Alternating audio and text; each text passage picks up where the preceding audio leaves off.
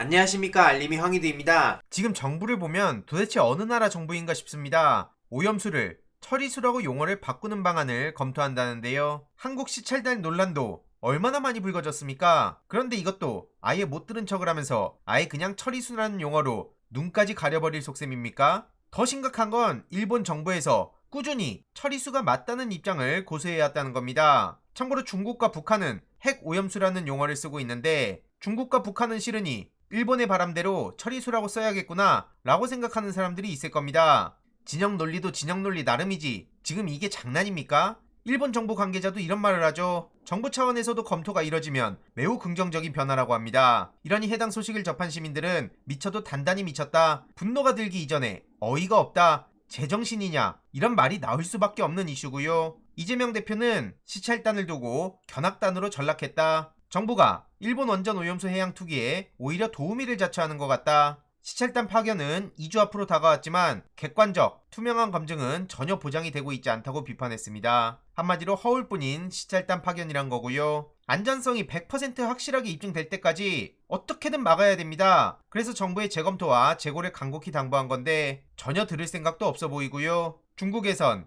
일본을 향해 이런 말도 하죠. 오염수가 무해하다면 왜 농업, 공업용수로 안 쓰냐? 일본 정부가 오염수가 안전하고 무해하다고 계속 언플하고 있는데 앞뒤가 다른 거 아니냐? 이렇게 꼬집은 겁니다. 한마디로 일본은 본인들이 국제사회에 책임있는 일원이라고 말만 하지 말고 실질적인 행동으로 하라고 지적한 거고요. 이 또한 어떻게 진행이 되는지 소식 계속 전해드릴 예정입니다. 그리고 또 사고가 터졌죠. 현 정부 대통령실 행정관 출신 변호사가 교통사고를 내고 차량을 버리고 달아난 혐의로 수사에 착수했다는 내용인데요. 포르쉐를 버리고 도망갈 정도면 이거 굉장히 심각한 거 아니냐, 이런 얘기까지 나왔습니다. 40대 여성 A씨라며 안철수 캠프 출신, 이후로 국민의당에 참여해서 비례대표 후보로도 출마하고 윤석열 캠프에서 활동하고 대통령실 행정관까지 지냈다. 이렇게 익명으로 나오는 것도 어이가 없는데요.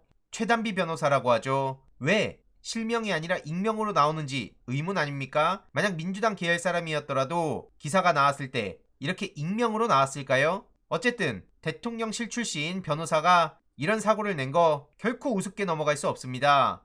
방송 출연 때문에 급하게 간 거다, 이런 얘기를 하고 있습니다. 크게 와닿진 않고요. 어떻게 진행이 되는지 이 또한 계속 지켜볼 대목입니다. 그리고 한동훈 장관은 또 망신을 당한 일이 있었는데요. 윤석열 정부 출범 1년을 두고 한동훈을 비롯한 고위공직자들의 경질을 참여연대에서 요구하자 한동훈 장관은 되려 참여연대를 공격합니다. 왜 중립적인 시민단체인 척하냐 라고 하는데, 참여연대가 민주당을 비판 얼마나 많이 했습니까? 그게 잘못했다는 게 아니고 시민단체로서 역할을 열심히 해왔다는 겁니다. 이런 이에 대해서도 기가 막히단 반응이 이어질 수밖에 없고요. 본인은 중립적인 법무부 장관이냐, 왜 국민 편인 척하냐, 검사 편향적이면서, 그리고 다른 댓글에선 그럼 본인은 풍성한 척하는 거냐 이런 반응까지 나오고 있습니다. 게다가 조선일보는 가짜뉴스 같은 여론조사라면서 저런 내용을 보도하는데, 전문가들의 입을 빌려 여론조사가 수치로 포장된 가짜뉴스 생산지로 전락했다 라는 내용을 전합니다. 의도가 뭔가 하고 보니 내용의 여론조사 꽃이 여기저기 나오는데요. 그러면서 친야 방송인 김어준 총수 타령하는데, 본인들은 친여라고 몇 번을 말해야 됩니까? 저렇게 낙인 찍게 하는 거 그대로 본인들한테 돌려주면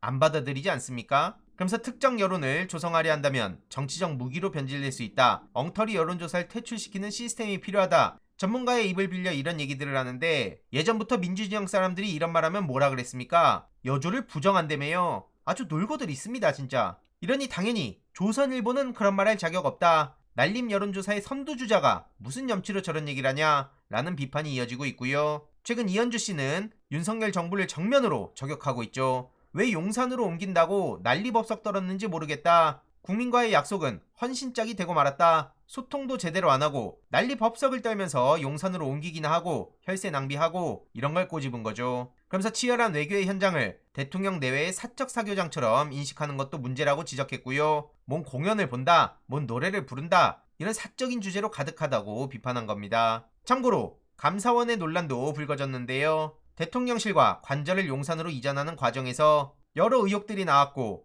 이걸 감사하는 감사원이 기간을 또 석 달 연장한 겁니다. 도대체 연장을 언제까지 하는 겁니까? 이런 이에 대해서도 많은 비판이 나오고 있고요. 최근 유승민 전 의원은 태영호 3개월, 김재원 1년, 이게 공정이냐고 비판하기도 했습니다. 한마디로 태영호 의원은 김재원 최고 못지않게 당에 해를 끼쳤는데 훨씬 가벼운 징계를 받았다고 꼬집은 거고요. 총선 출마 가능이냐 불가능이냐 이 둘의 차이는 사실상 100대 0의 차이나 마찬가지라고 지적했습니다. 이해로도 대통령실은 김관진 논란을 두고 김관진처럼 국방개혁 잘하는 사람 없다 이런 얘기를 하고 있습니다. 이러니 윤석열 대통령의 자아 분열이란 말까지 나오는 거고요. 이와 관련한 자세한 내용은 이번 주 일요일 저녁 9시 히드버스터를 통해 공유드릴 예정입니다. 그리고 마지막으로 박지원 전 원장을 비롯해서 여기저기서 조국 전 장관 혹은 조민씨가 총선에 나올 거다, 언론 잦은 노출은 간복이다 이런 얘기를 하고 있는데, 방금 전 조민씨가 직접 인스타 스토리에 글을 남겼습니다. 정치 입문 생각해본 적도 없다는 거고요. 의사로 살고 싶은 꿈을 버리지 않고 의료 봉사를 하고 있으며 재판 끝나기 전에는 새로운 시도를 하며 적극적 삶을 만들어 나갈 것이라고도 밝혔습니다. 이러한 내용들 주위에 널리 공유 부탁드리고요. 추가적인 소식 계속 전해드리도록 하겠습니다. 이번 내용도 유익했다면 구독, 좋아요, 알림 설정, 멤버십 가입 정말 큰 힘이 된다는 점 말씀드리고 싶습니다. 주위에 널리 공유 부탁드립니다.